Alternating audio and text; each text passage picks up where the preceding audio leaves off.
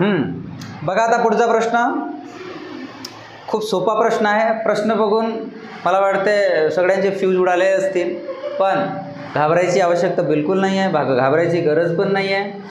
हा अगदी सोपा प्रश्न आहे. दिसण्यामध्ये असं एकदम अवघड दिसत आहे, खूप मोठा दिसत आहे, पण सोल्युशन खूप इझी आहे. ठीक आहे, बघा. व्हिडिओ सुरू करण्या अगोदर बेटा लाईक करत चला व्हिडिओला आणि सबस्क्राईब करत चला. ठीक आहे. हे फक्त व्हिडिओ तुमच्यासाठी टाकत आहो मी.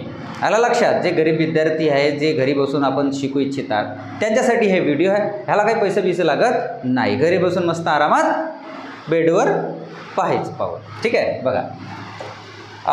21चा घात, 2चा घात, 3चा घात 5. सगळ्यांचा घात आहे म्हणजे यांची होते काय?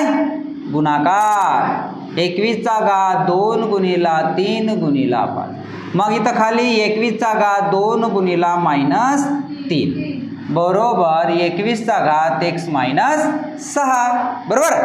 मग आता 3 दूनी 6 पंचे 30 आला. म्हणजे 21चा घात 30 खाली 32 6 तर 21चा घात -6 कारण मायनस चिन्ह आहे, -6 होईल रे. बरोबर 21चा घात x - 6 बरोबर. आता आपण इकडे येऊया.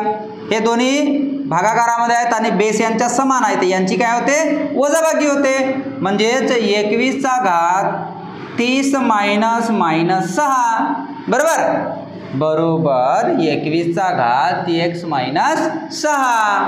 मग 21 बरोबर 21चा घात मायनस प्लस, मग 30 अधिक 6 36 बरोबर 21चा घात x - 6.